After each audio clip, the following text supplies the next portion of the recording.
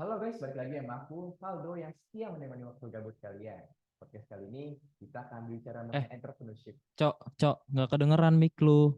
Halo, halo, tes. Nah, Oh baru iya, kedengeran. oke, oke. Udah ya? Oke, oke. Kabarin ya? Udah kedengeran belum, tes, tes? Udah. Iya. Halo guys, balik lagi sama aku, Revaldo Prabiantara yang setia menemani waktu gabut kalian. Podcast kali ini kita akan berbicara mengenai entrepreneurship dari sudut pandang mahasiswa. Dan di seberang saya udah hadir nih, Mas Firas Syafiq dari Manajemen 58 sama kayak aku nih. Halo Mas Firas, gimana nih kabarnya? Baik, Mas Allah. Mas Waru gimana nih? Alhamdulillah juga baik nih. Oke, Mas Firas alhamdulillah. sudah siap belum nih untuk menemani kita podcast kali ini? Insya Allah siap, insya Allah. Oke ya. Boleh cerita sedikit nggak sih Mas tentang Mas Firas? Ah, saya lahir di Indramayu, 26 April 2003. Besar juga di sana sampai SMA. Latar belakang saya dulu waktu SMA, sekolah itu organisasi. Lulus SMA itu saya aktif di komunitas di masyarakat. Nah, dari situ saya mulai kenal bisnis, lihat peluang di bisnis, realisasi saya dan sampai sekarang saya ngejalanin bisnis sampingan sambil kuliah. Waduh, mantap banget nih ya. Jadi udah mulai bisnis dari SMA ya. Iya, Oke. Menurut Mas Firas sendiri, entrepreneurship itu apa Mas? entrepreneurship itu kalau menurut saya itu kayak kreativitas yang dimana kreativitas itu bisa nge-add value nanti untuk eh, menambahkan nilai jual dari produk. Itu sih kalau entrepreneur tuh. Jadi Oke, oke. all the things yang berkaitan sama kreativitas dan menambahkan value lalu dijual dengan nilai jual yang lebih tinggi dan menghasilkan untung untuk kita, that is entrepreneur. Oh iya, bener sih, bener sih. Sesuatu yang menambahkan value itu adalah entrepreneur ya. Oke, Ya, baik. Oke Mas, kenapa sih entrepreneurship itu penting untuk mahasiswa? kalau menurut saya pribadi di entrepreneurship itu banyak banget skill-skill yang bisa kita asah. Skill insting untuk bertahan hidup maybe kalau untuk Hmm. saya secara pribadi ya, dan untuk belajar banyak hal yang memang eh, kadang secara praktik jauh dari teori.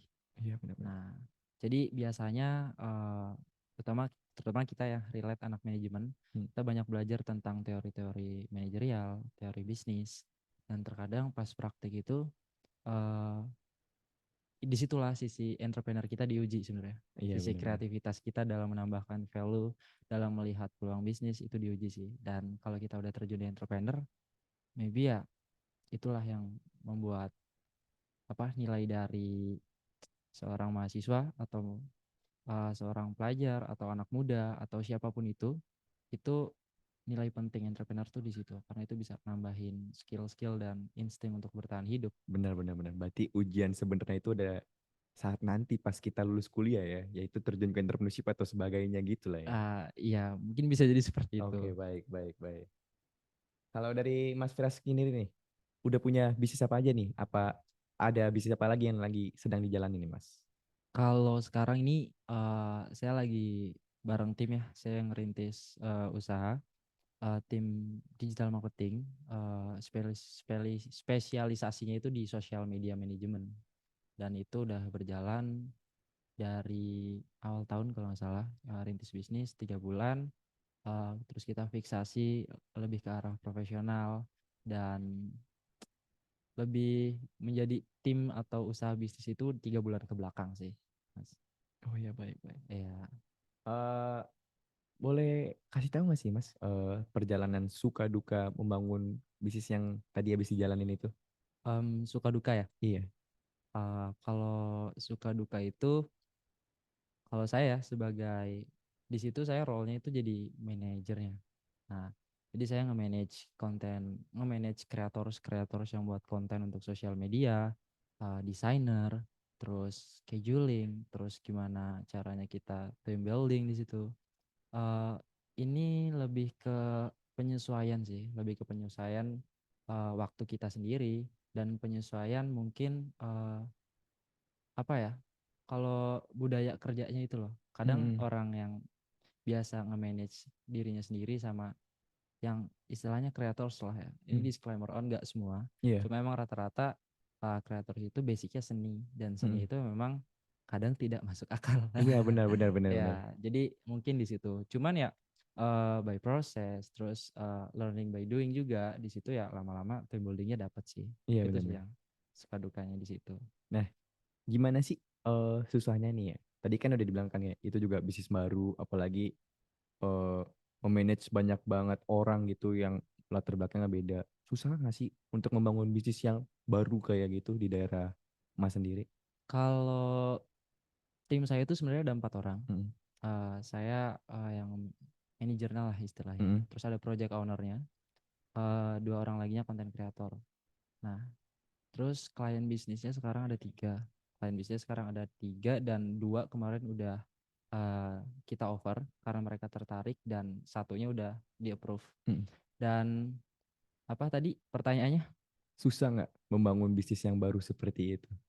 Susah sih kalau menurut saya, tapi Iya. susah saya nikmatin gitu. Oh iya benar-benar. Ya entah kenapa ya, mungkin karena udah kebiasaan saya nikmatin di situ. Susah senangnya juga saya nikmatin. Susahnya itu ya itu eh, nge-reach klien bisnis baru, terus mempertahanin hubungan bisnis sama klien yang sekarang, terus eh, team building lah yang tadi itu yang susahnya sih. Tapi komunikasi sih sebenarnya intinya. Oh iya benar-benar. Iya, kalau susah Kira-kira itu. ada tips and triknya nih buat teman-teman viewer kita dalam membangun bisnis?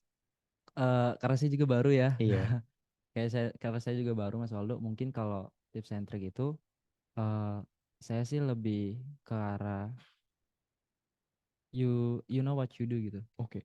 You know what you do. Jadi kalau kalau kita mau ngejalanin bisnis, kamu harus tahu itu tuh yang berhubungan sama bisnis yang mau kamu jalanin itu apa aja. Iya benar. Nah, sama eh, kita harus selalu punya plan B. Iya iya. Nah, kita harus selalu punya plan B, dan harus punya supportive environment sih. Kita harus punya lingkungan yang suportif juga. Benar-benar. Karena ya eh apa ya, ada dua kata-kata sih selama saya jalanin bisnis. Yang pertama itu, in order to do great things you need to build a team, of course. Jadi kalau kita ingin ngelakuin hal yang hebat ya, kita pasti harus buat tim. Hmm. Nah, plus minusnya ya tadi team building, Iya saling iya. kenal, komunikasi. Terus kalau yang satunya itu ya, everything worthwhile ya is always takes time and patience. Jadi ya Oke. semua yang bernilai ya pasti harus ada kesabaran, harus butuh waktu juga. Nah, Iya. di situ sih kayak tips and triknya, teman-teman harus bisa eh, memposisikan diri teman-teman di setiap masalah-masalah yang mungkin nanti dihadapin sama bisnis teman-teman. Iya benar-benar banget ya. Karena ada pepatah juga bilang Roma doesn't build in one day gitu. Nah, Kayak sekarang tuh banyak banget yang membunuh mimpi itu bukan lagi kegagalan tapi rasa takut karena rasa bener. takut untuk memulai duluan gitu ya. Iya. Sebenarnya coba aja dulu ya. Iya bener banget. Oke nih Mas Firas, makasih banget nih udah menemani waktu di podcast kita kali ini. Udah ngasih banyak banget pengalaman dan insight-insight yang berguna banget nih bagi aku juga para viewer nih. Ya, semoga berguna ya. Amin ya robbal Karena alamin. saya juga sambil belajar juga ini, dan Iya, makasih juga udah jadiin saya tahu iya. di sini gitu. Baik Mas, baik. Oke, kita kira-kira untuk podcast kali ini segitu dulu ya guys. Terima kasih juga untuk Shure, mikrofon Shure MV7 dan headphone Shure HRH440 yang digunakan di podcast ini benar-benar membantu untuk meningkatkan kualitas podcast ini. Mikrofon Shure MV7 dan dapat menangkap suara dengan jelas, detail, dengan pilihan konektor yang dapat memudahkan proses pembuatan podcast. Headphone Shure SRH440 yang sangat nyaman digunakan dengan earpad yang empuk dan dapat membantu mengisolasi suara-suara bising dari luar. Kira-kira segitu aja dari kita, kurang lebihnya mohon maaf. Dadah! Thank you.